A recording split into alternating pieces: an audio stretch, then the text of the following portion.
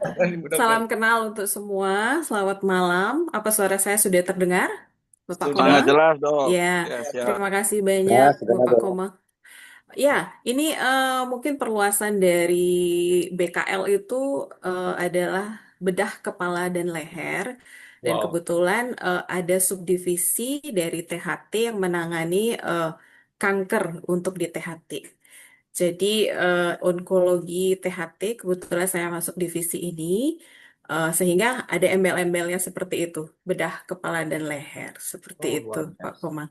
Oke. Nah, Eh, atau sebelum saya lupa, Ibu, katanya Ibu dokter sudah dapat menangani pasien yang kanker dengan EGI Aibus. Bagaimana itu, Bu ya, perkembangannya?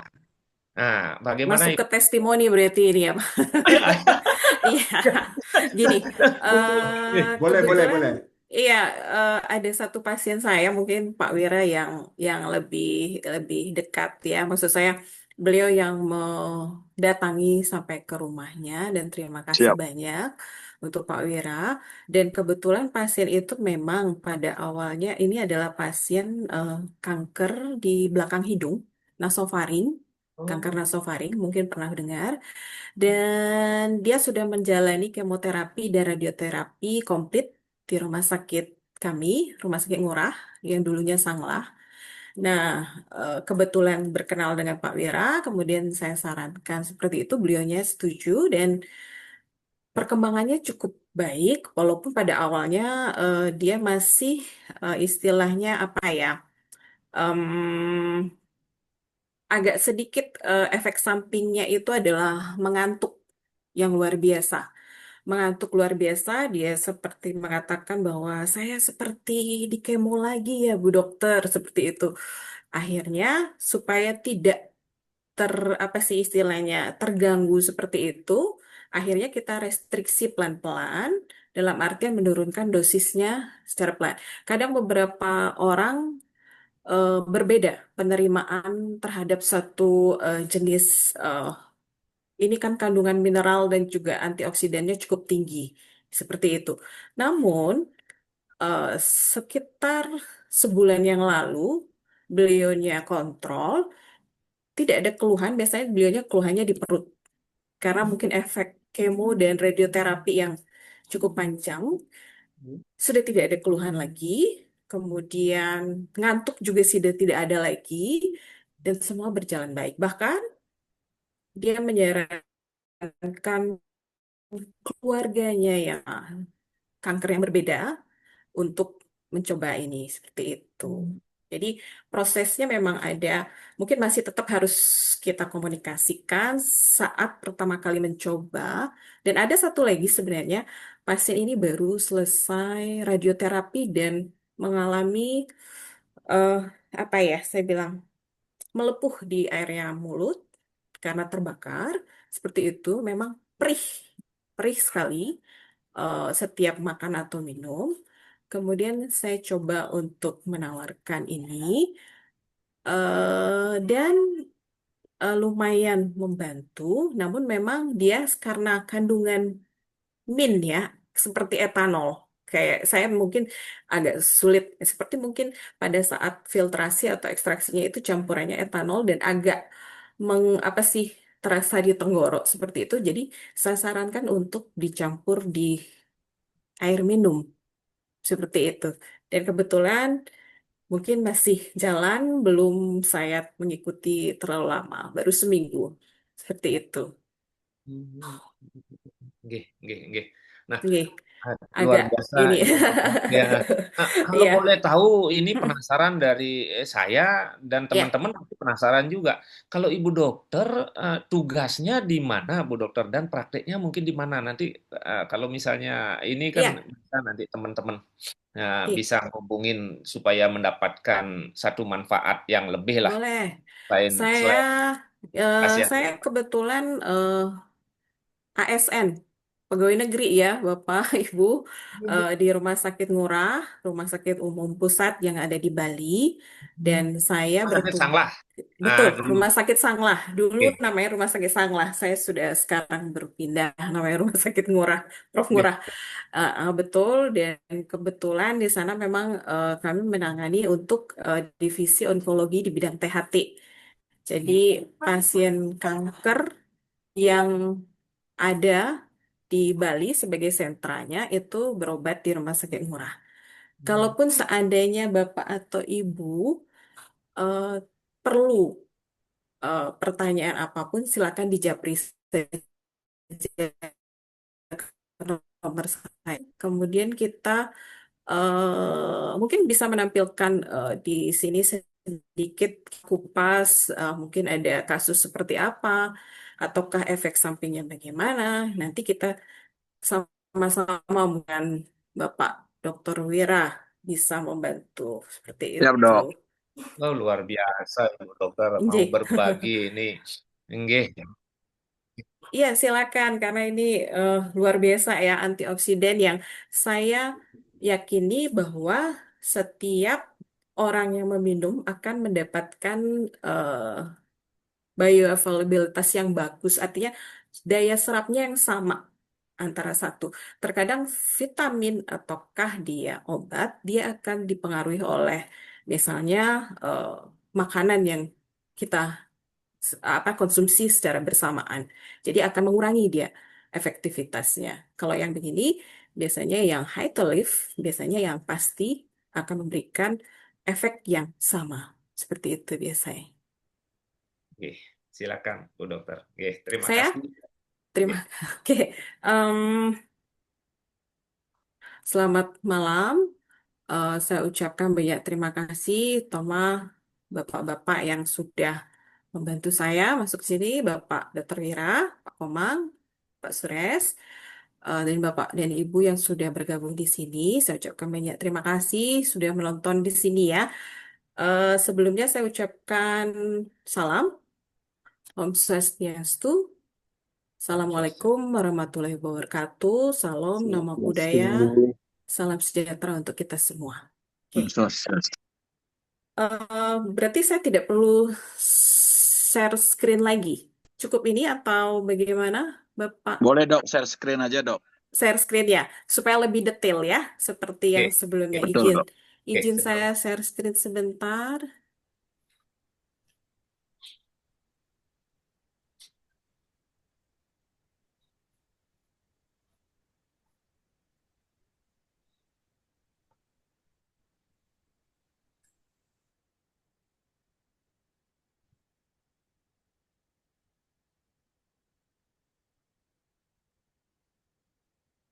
Ya, apa sudah terlihat? Sudah? Sudah, Bu. Sampun, Dok. Sudah ya. Oke, terima kasih. Pada dasarnya, balik lagi kita harus berpikir bahwa apa sih pentingnya kita untuk apa mengkonsumsi antioksidan karena sebegitu kuatnya radikal bebas yang muncul di dalam tubuh kita itu baik dari makanan yang kita makan ataukah dari nafas atau mungkin olahraga yang ekstrim itu akan bisa memunculkan yang namanya radikal bebas. Nah, saya coba gerakkan. Oke. Apa itu radikal bebas? Yang bisa saya bilang bahwa dia adalah perusak yang galak. Kenapa? Nah, ini. Radikal bebas adalah molekul yang tidak stabil. Dan karena apa dia tidak stabil? Karena dia kehilangan satu elektron.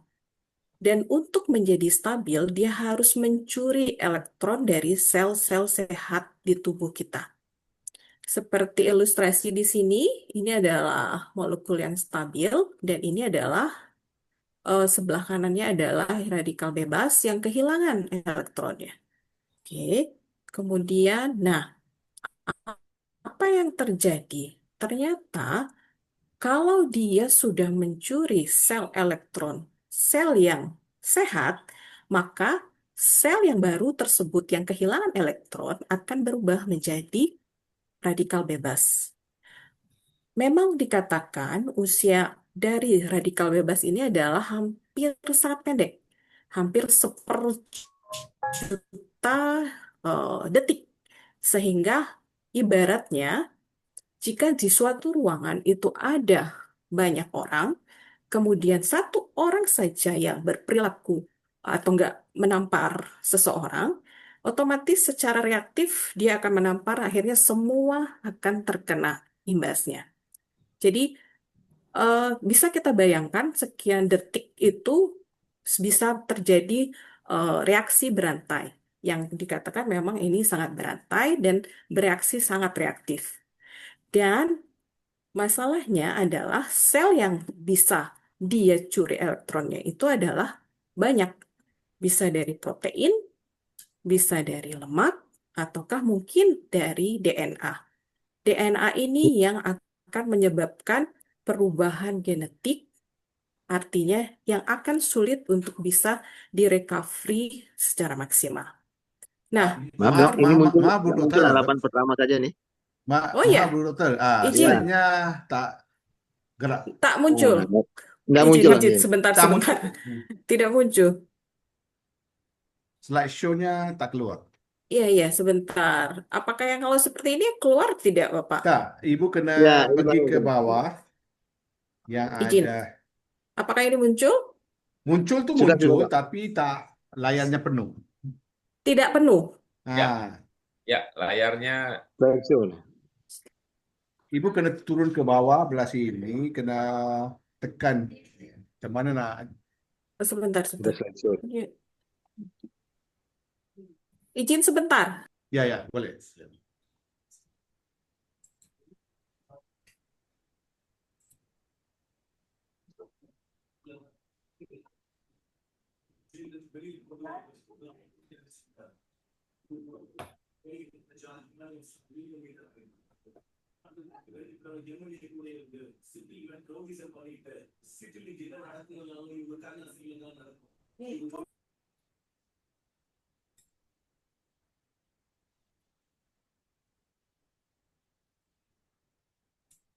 File yang dulu ada kan, Bang? Boleh tak di Abang share screen?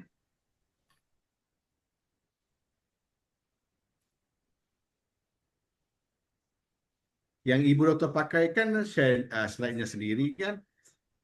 Cuma Ibu sudah share, tapi cuma tak enlarge kan menurutku.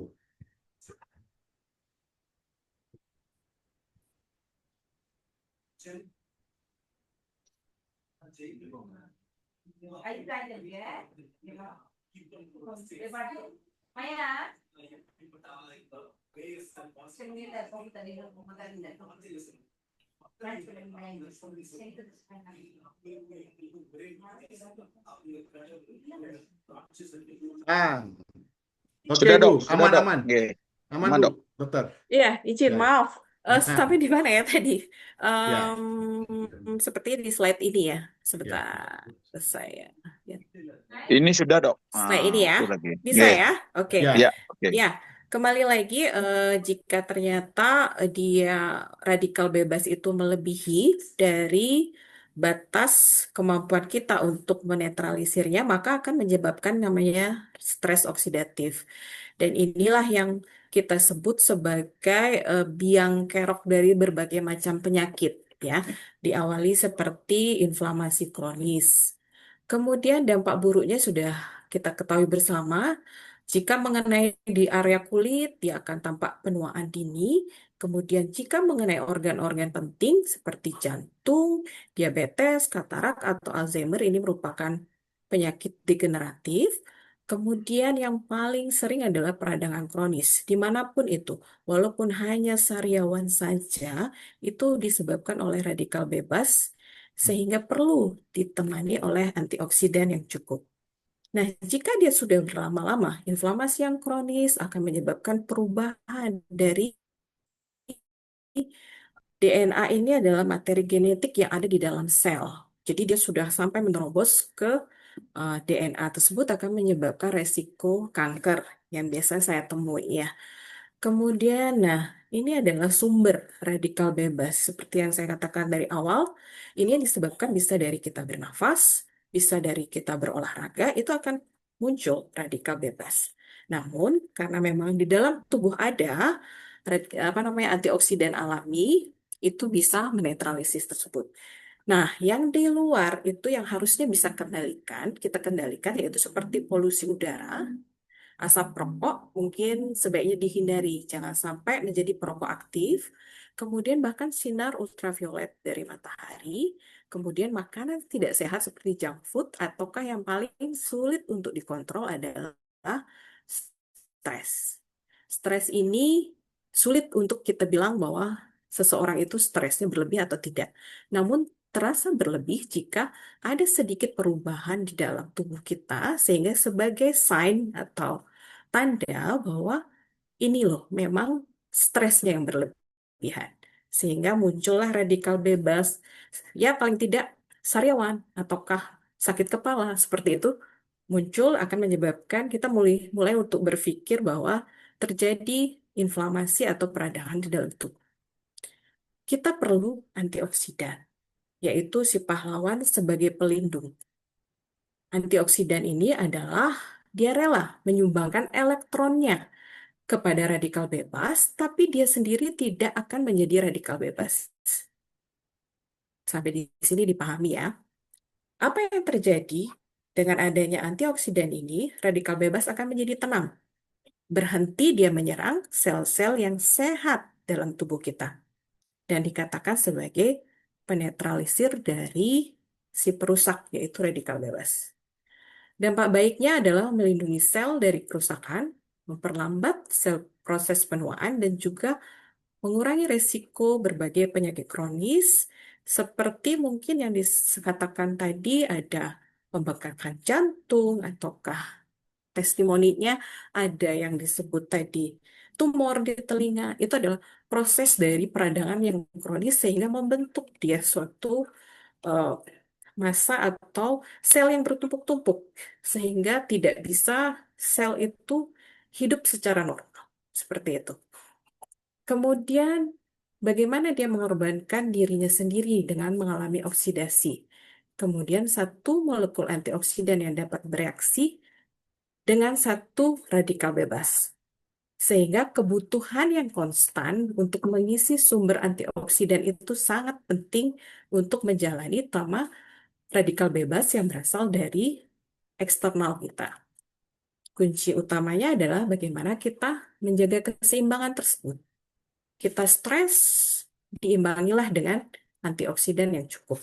Seperti itu. Misalnya, kemudian faktanya adalah tubuh kita secara alami memproduksi antioksidan, namun jumlahnya seringkali tidak cukup untuk melawan banyaknya radikal bebas, yang terutama yang berasal dari luar tubuh kita. Bagaimana caranya? Mungkin Bapak Ibu udah tahu jawabannya adalah melalui makanan. Bervariasi, makanan yang banyak, makanan yang cukup, dengan fokusnya ya kita bisa dengan banyak warna, sayur, buah, itu akan memberikan antioksidan yang akan berbeda. Seperti contohnya, seperti ini. Tomat, ya antioksidan utamanya adalah likopen dan baik untuk kesehatan prostat, mencegah kanker prostat, kanker kulit, kemudian yang oranye atau kuning, itu wortel, jeruk, itu adalah beta karotin yang juga akan sangat tinggi mengandung vitamin C.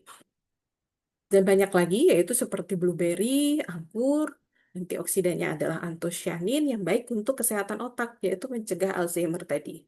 Dan juga penyakit jantung.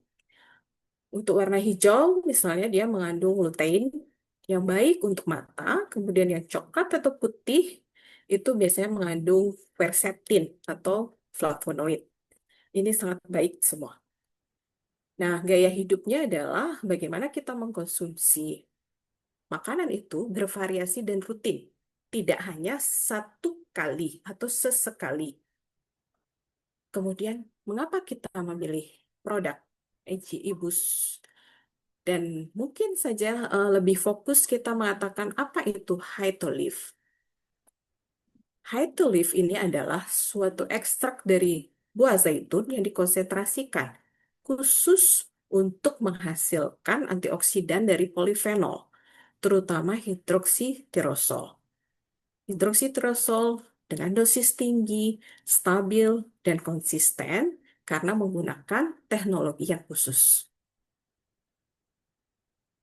Nah, Hytolif dari buah zaitun ini mengandung hidroksitirosol dengan kadar yang tinggi sehingga dia bisa larut dalam lemak ataukah air, sehingga semua sel bisa dia perbaiki. Kemudian bebas racun dan prosesnya 100% alami dan dikatakan sudah bersertifikasi dan keamanannya sudah eh, terbukti. Kemudian mengapa kita perlu hidroksitirosol? Kunci yang sangat penting ini adalah merupakan salah satu antioksidan alami yang terbaik saat ini. Kemudian dia menunjukkan bahwa manfaat kesehatan sangat banyak, terutama untuk peradangan, melawan bakteri, bahkan melawan kanker, dan melindungi kesehatan untuk jantung. Oke. Nah, seperti yang saya katakan dari awal, yaitulah keuntungan Hytolif ini dibandingkan vitamin lain adalah dia mempunyai senyawa yang bioavailabilitasnya sangat tinggi. Dan kemudian artinya daya serapnya, penyerapan untuk masuk ke dalam sel sehingga bisa menangkap radikal bebas itu sangat-sangat tinggi dan luar biasa dibandingkan dengan green tea, dibandingkan dengan vitamin C, dibandingkan dengan olive oil. Ini sudah ada pembuktiannya. Nah, ini beberapa perbandingan ya. Sama-sama buah zaitun, namun satu adalah minyak zaitun yang biasa. Sedangkan yang satu adalah dengan teknik Hytolif. Hytolif ini bisa ekstraknya terkonsentrasi hanya pada buah zaitun, sedangkan minyak itu masih ada beberapa aspeknya. Kemudian juga dia adalah polifenol murni yang terkonsentrasi sehingga konsisten bekerja di dalam sel. Dan sumber antioksidan ini dikatakan sangat-sangat dengan teknik Hytolif ini luar biasa dan eh, tidak akan diragukan lagi bioavailabilitasnya karena terus terang ini adalah salah satu teknik untuk mengambil ekstrak dari buah zaitun ataukah eh, pesat pendukung yang lainnya yang sangat luar biasa dan memberikan suatu apa ya istilahnya daya serap dan hampir 100% akan bekerja. Jadi tidak ada yang tersisa keluar melalui kencing atau melalui ini feses. Jadi istilahnya terserap hampir 100%. Makanya dikatakan sangat konsisten dengan dosis yang tinggi. Nah, ini AG Ebus dari ringkasan sebelumnya adalah dia pertama adalah mendukung sistem imun, meningkatkan energi, meregenerasi sel, dan juga anti penuaan secara otomatis sebagai antiinflamasi. Ini saring keterkaitan antara satu dengan yang lainnya. Kemudian sebagai penutup, jargon kita beda lagi ya, Kak Komang. Ini adalah bukan lagi sebagai, mungkin kemarin minggu lalu, makanlah makanan yang menjadi obat untuk badan kita. Jangan sampai obat akan menjadi makanan yang harus kita makan 3 kali sehari. Betul ya, Pak ya? Betul. Iya. Terus ini adalah makanlah untuk kesehatan kita, bukan untuk kesenangan saja. Jadi jangan apa sih memberikan sesuatu hanya enak di lidah, tetapi di dalam tubuh malah bukan sebagai obat atau sebagai yang berguna. Terima kasih atas kesempatannya saya ucapkan kepada bapak-bapak dan ibu-ibu. Semoga bermanfaat dan jika memang ada kesalahan kata-kata atau ucapan, saya mohon maaf. Dan saya tutup presentasi saya pada semalam hari ini dengan Rama Santi. Om Santi, Santi, Santi Om.